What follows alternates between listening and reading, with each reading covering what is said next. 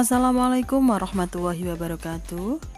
Kita berjumpa lagi dalam pembelajaran PPKN kelas 9. Kali ini kita akan membahas bab yang kelima tentang upaya penyelesaian masalah dalam keberagaman masyarakat Indonesia. Pada pertemuan kali ini ada beberapa hal yang akan kita bahas. Yang pertama adalah tentang upaya penyelesaian masalah di bidang sosial budaya.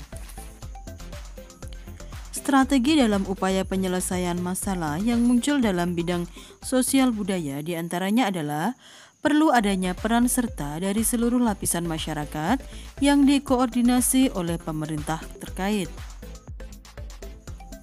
Salah satunya adalah perlu meningkatkan kualitas kesehatan dan kesejahteraan sosial. Kemudian, upaya menciptakan hidup bersih dan sehat di lingkungan rumah, tempat tinggal, sekolah, tempat-tempat umum, dan tempat kerja.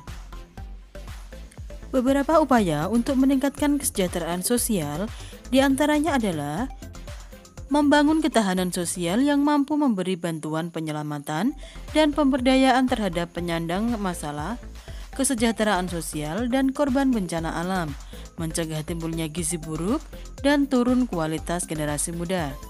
Kemudian, memberikan apresiasi terhadap penduduk lansia dan veteran.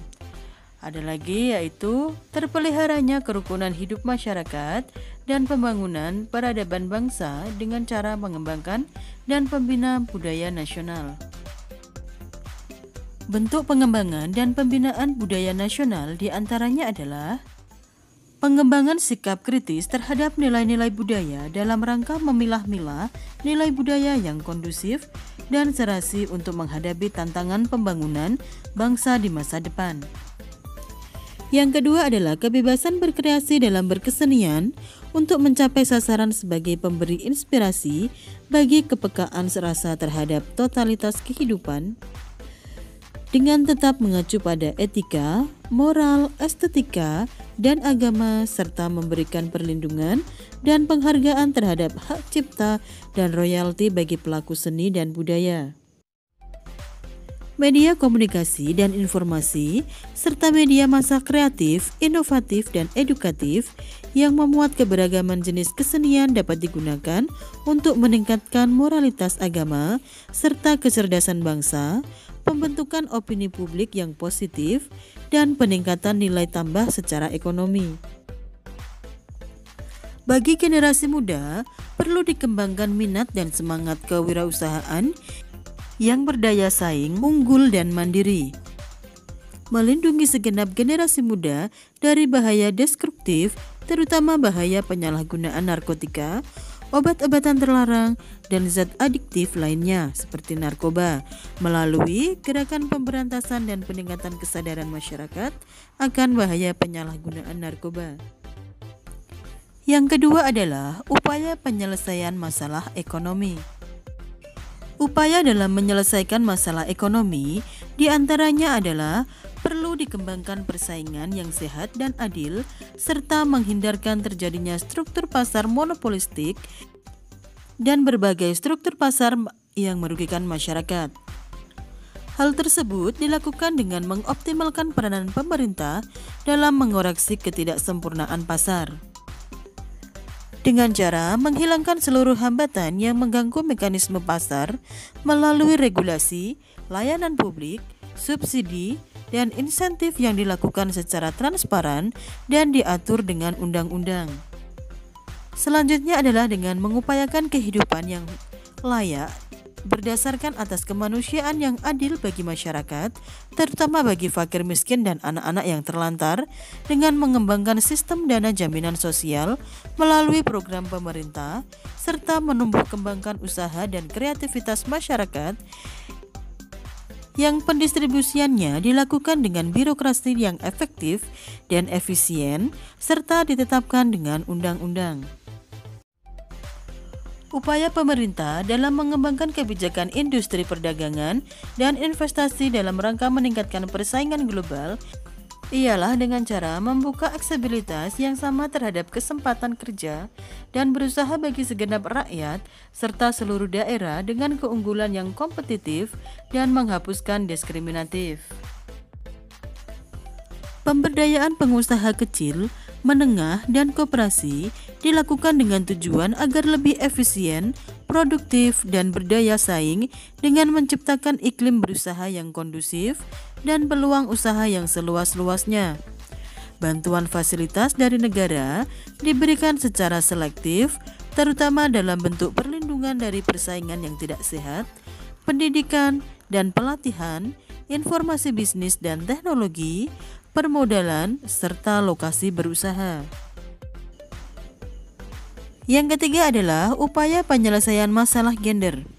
Kesenjangan gender di berbagai bidang pembangunan dapat dilihat dari masih rendahnya peluang yang dimiliki perempuan untuk bekerja dan berusaha, serta rendahnya akses perempuan terhadap sumber daya ekonomi, teknologi, informasi, pasar, kredit, dan modal kerja.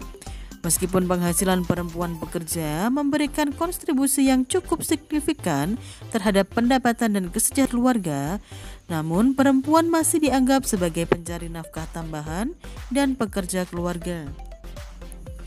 Kebijakan pembangunan yang akan dilakukan dalam 5 tahun ke depan diantaranya adalah meningkatkan keterlibatan perempuan dalam proses politik dan jabatan publik, meningkatkan taraf pendidikan dan layanan kesehatan, serta bidang pembangunan lainnya untuk mempertinggi kualitas hidup perempuan, menyempurnakan perangkat hukum untuk melindungi setiap individu dari berbagai tindakan kekerasan, eksploitasi, dan diskriminasi. Kegiatan pokok yang dilakukan adalah sebagai berikut. Yang pertama adalah peningkatan kualitas hidup perempuan melalui aksi afirmasi, terutama di bidang pendidikan, kesehatan, hukum, ketenagakerjaan, sosial, politik, lingkungan hidup, dan ekonomi. Yang kedua, peningkatan upaya perlindungan perempuan dari berbagai tindak kekerasan, eksploitasi, dan diskriminasi, termasuk upaya pencegahan dan penanggulangannya. Yang ketiga, pengembangan dan penyempurnaan perangkat hukum dan kebijaksanaan, peningkatan kualitas hidup dan perlindungan perempuan di berbagai bidang pembangunan di daerah. Yang keempat, pelaksanaan komunikasi, informasi, dan edukasi untuk peningkatan kualitas hidup dan perlindungan perempuan di daerah. Yang kelima, penyusunan sistem pencatatan dan pelaporan, sistem penanganan dan penyelesaian kasus tindak kekerasan, eksploitasi, serta diskriminasi terhadap perempuan.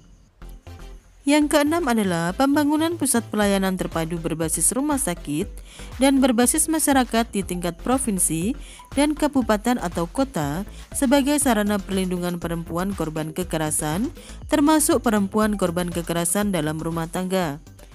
Yang ketujuh, peningkatan peran masyarakat dan media dalam penanggulangan pornografi dan porno aksi. Ada banyak hal yang bisa dilakukan untuk meningkatkan kualitas pemberdayaan kaum perempuan. Di antaranya adalah sebagai berikut. Yang pertama, melalui jalur pendidikan, baik formal maupun informal. Yang kedua, terciptanya kemitraan yang baik antara laki-laki dan perempuan, baik di ranah publik maupun domestik, dengan memiliki persepsi yang sama tentang dimensi perbedaan dan persamaan.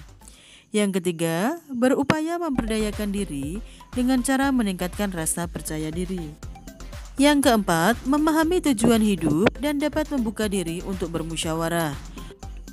Pesatnya arus informasi saat ini mengharuskan perempuan memanfaatkan potensi dirinya melalui pengembangan karir di luar rumah. Yang kelima, pelaksanaan pelatihan atau pendidikan analisis gender agar dapat meningkatkan pengetahuan, pemahaman, dan kesadaran tentang gender, serta meningkatkan kemampuan dalam kebijaksanaan program atau rancangan pembangunan. Yang keenam adalah mengupayakan keterlibatan kaum perempuan dalam setiap proses dan pengambilan keputusan. Demikian materi yang saya sampaikan hari ini. Semoga pembelajaran hari ini bermanfaat. Terima kasih dan Assalamualaikum warahmatullahi wabarakatuh.